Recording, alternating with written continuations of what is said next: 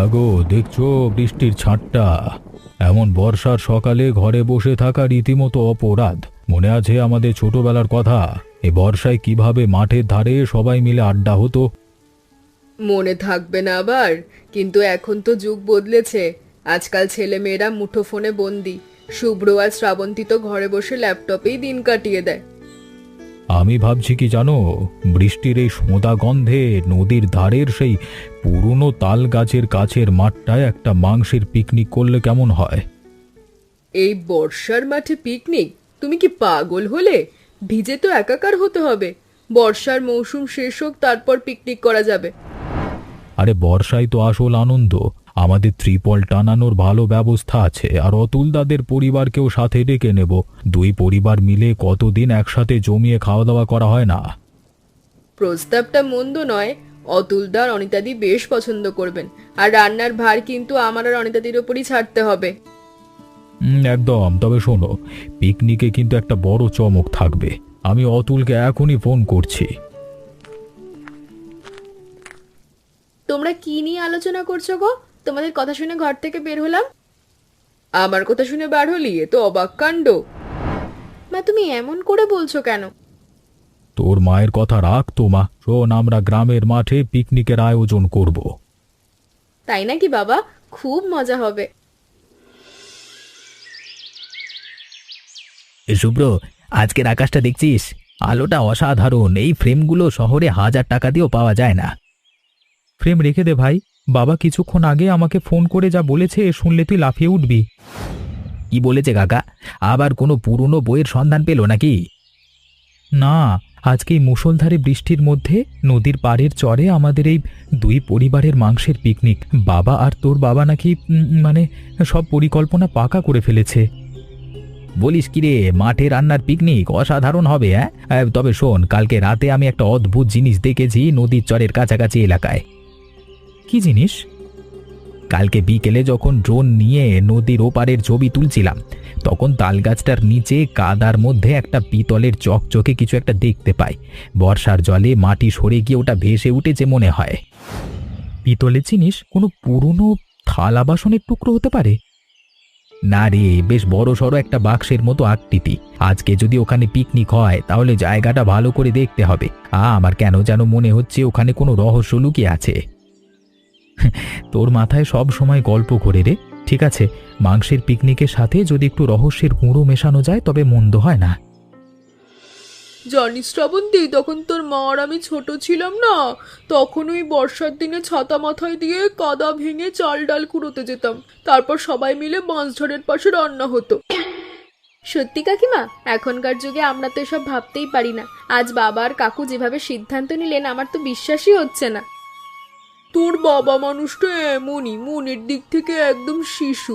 আর শুভ্র আর অর্ণব নাকি মাঠের জায়গা পরিষ্কার করতে আগে ভাগেই চলে গেছে। হ্যাঁ কাকিমা, সুব্রতা বলছিল অর্ণব নাকি ওখানে কি এক রহস্যময় বাক্স দেখেছে, সেটা খুঁজতেই ওরা আগে আগে গেছে। এই ছেলেদের কাজই হলো খড়ের গাদায় সুই খোঁজা। যাই হোক, আজ মাংসটা খাসির আনা হয়েছে। তোর মা আর আমি মিলে যা মশলা তৈরি করেছি না, গন্ধে পুরো মাঠ মেতে উঠবে। কাকিমা, আমার কিন্তু স্যালাড সাজানোর দায়িত্বটা নেব।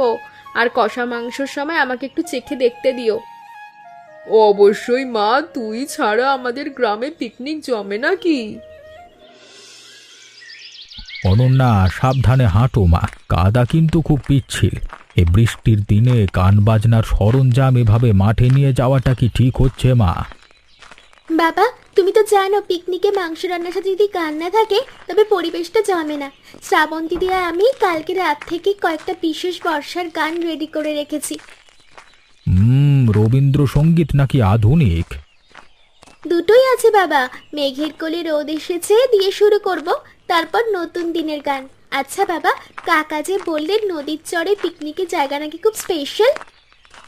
স্পেশাল তো বটেই। প্রায় 30 বছর আগে আমি আর তোর সুজন কাকা ওখানে একটা বট গাছের চারা লাগিয়েছিলাম। আজকে সেটা বিশাল বড় হয়েছে। সেই গাছের নিচেই আজকে রান্নার ব্যবস্থা হচ্ছে। বাহ, তার মানে আমাদের আজকের এই পিকনিক শুধু খাওয়া দাওয়া নয়, স্মৃতির পুনর্মিলনও। একদম ঠিক ধরেছিস। চল, ওরা হয়তো ত্রিপল টানাতে আমাদের সাহায্য চাইছে।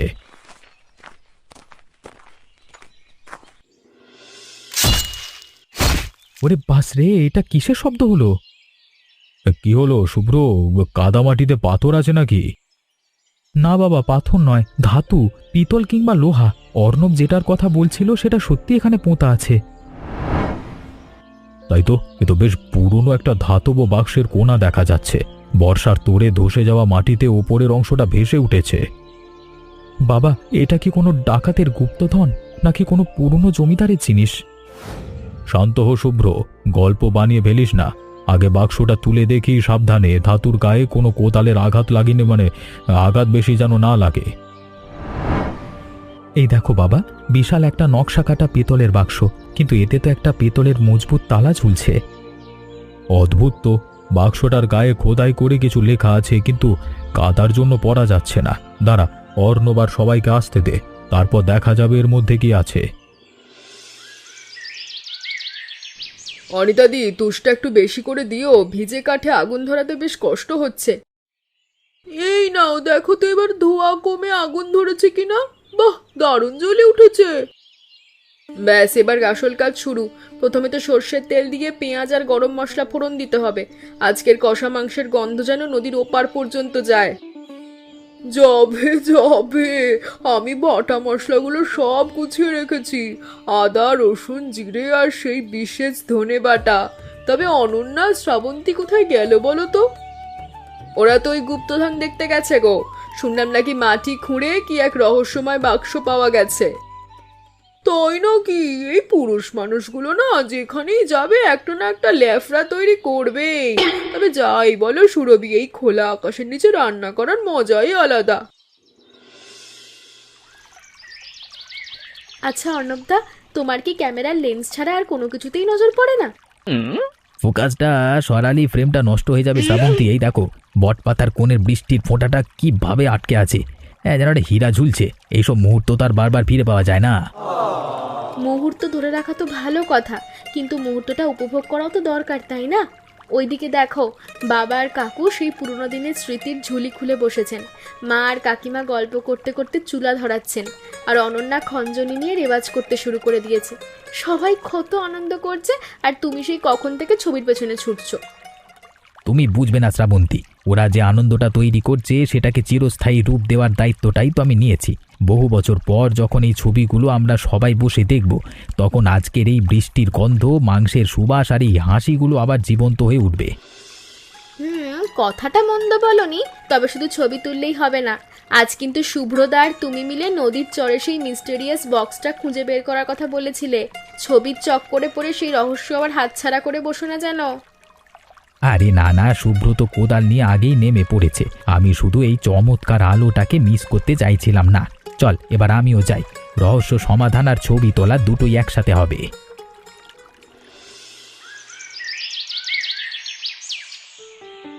সুজন, তুই কি বাক্সটার এই বিশেষ নকশাটা খেয়াল করেছিস? এই ফুল আর লতা পাতা ডিজাইনটা চেনা চেনা লাগছে না? চেনা চেনা? দাঁড়াও তো অতুল, এই পেতলের কাজটা আমাদের গ্রামের সেই বৃদ্ধ কামার হরেন কাকা তৈরি নয় তো? একদম ঠিক ধরেছিস, হরেন কাকা ছাড়া এমন মজবুত পেতলের নকশা আর কেউ করতে পারতো না। কিন্তু প্রশ্ন হলো, এই বাক্সটা নদীর চরে এই বটগাছের শেকড়ে এলো কিভাবে? মনে করে দেখ অতুল, 1990 সালের বর্ষায় আমরা সবাই যখন কলেজ পাস করলাম, তখন আমরা সবাই মিলে মাঠে একটা ছোট অনুষ্ঠান করেছিলাম না? আরে তাই তো, সেই সময় আমরা একটা সময় ক্যাপসুল বা টাইম ক্যাপসুলের মতো কিছু একটা বানিয়ে মাটিতে পুঁতে রেখেছিলাম না, যদি ভবিষ্যতে কোনোদিন সেটা আবার খুঁজে পাওয়া যায়। ওরে বাবা রে, আমি তো একদম ভুলিয়ে গিয়েছিলাম। কিন্তু চাবিটা কোথায়? চাবি তো তোর কাছে থাকবার কথা ছিল অতুল। আমার কাছে? রক্ষে করো সুজন, 36 বছর আগের চাবি আমি কোথায় পাবো? আমার পুরনো ডায়েরির কভারে একটা ছোট চাবি রিং করা ছিল, ওটাই কি বাক্সেরই? আমার এবার মনে পড়েছে, চাবি আমার কাছেই আছে, আমার এই ছোট ব্যাগে আছে। এই চাবিটা আমি সব সময় সাথে রাখি। আজকে মনে পড়লো এটাই সিন্ধুকের চাবি। আষাঢ়ে সঘন ঘন মেঘ ছোয়ালো, পবন বেগে বর্ষে, আজি ঝাড়ো ঝাড়ো মুখর বাদর দিনে, মেঘলা রাতে তুমি কোথায়, আমার মন মানে না। শ্রাবণ দিদি, তোমার গলাটা সত্যিই দুর্দান্ত। এত সুন্দর সুর মেলাতে পারো অথচ ঘরে বসে থাকো। আজ এই বর্ষার দিনে প্রকৃতির মাঝে দাঁড়িয়ে তোমার সাথে গান গাওয়ার আনন্দই আলাদা। তোর একতারার মিষ্টি সুরটার জন্যই তো গানটা তো জমে উঠল রে অনন্যা।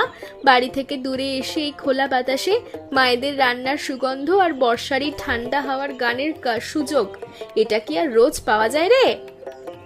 সত্যি বলছো? ওইদিকে দেখো, মা আর কাকিমা যেভাবে কড়া মশলা দিয়ে মাংস কষাচ্ছেন, তার গন্ধে গান গাওয়াই দায় হয়ে পড়েছে। ফেটে তো ক্ষুধা জানান দিচ্ছে। আর ওইদিকে তাকাও, আমাদের বুদ্ধিমান দাদা দুজন আর বাবারা এখনো সেই বাক্সের গায়ে কান লাগিয়ে রহস্য উন্মোচন করতে ব্যস্ত।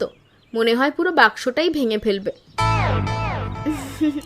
যাই বলো শ্রাবণ দিদি, আজকের পিকনিকটা কিন্তু একদম রূপকথার মতো জমে উঠেছে।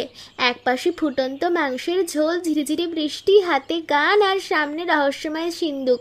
এর চেয়ে পারফেক্ট দিন আর হতে পারে বলো?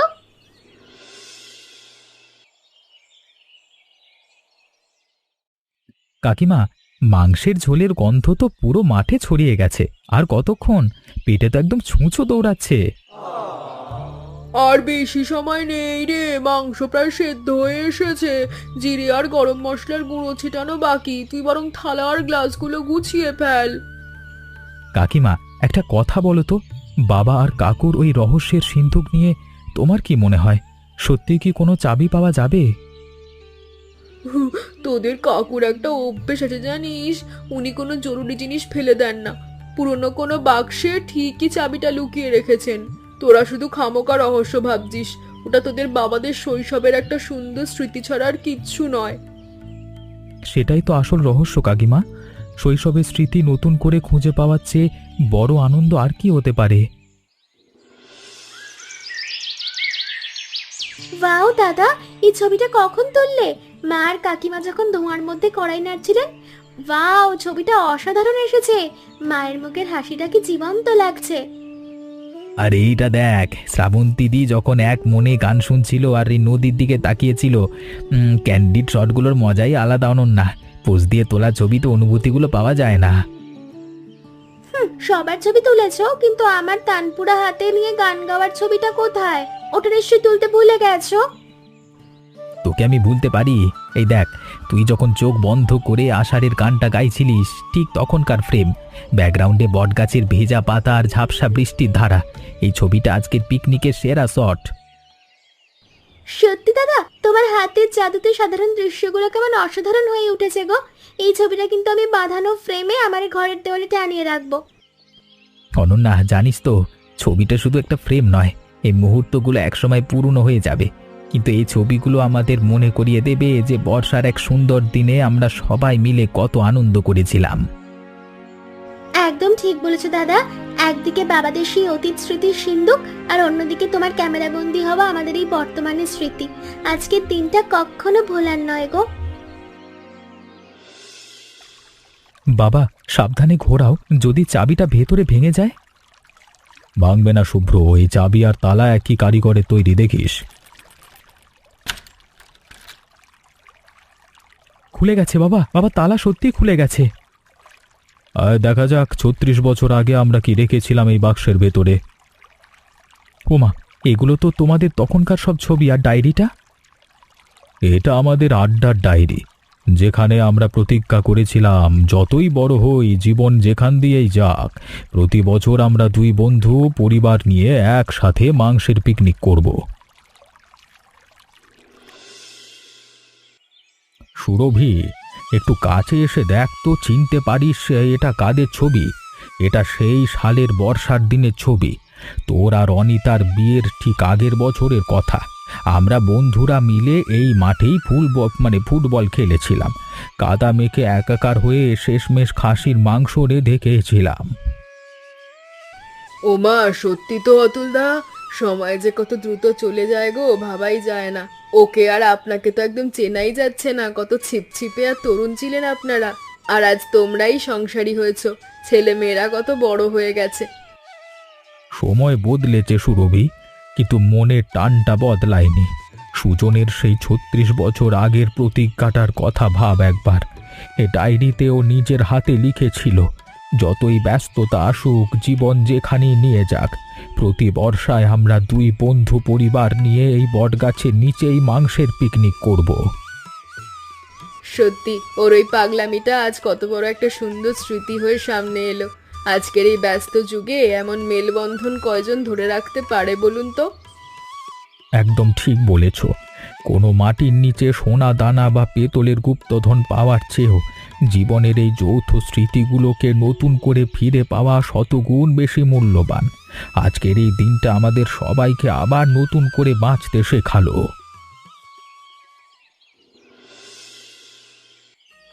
বাবা, তোমার সবচেয়ে প্রিয় খাসির মাংসের কষা আলুটা নাও। মা আর কাকিমা আজ মশলা বেটে যা রান্না করেছে না, গন্ধে আমার পেটের ক্ষুধা দ্বিগুণ হয়ে গেছে।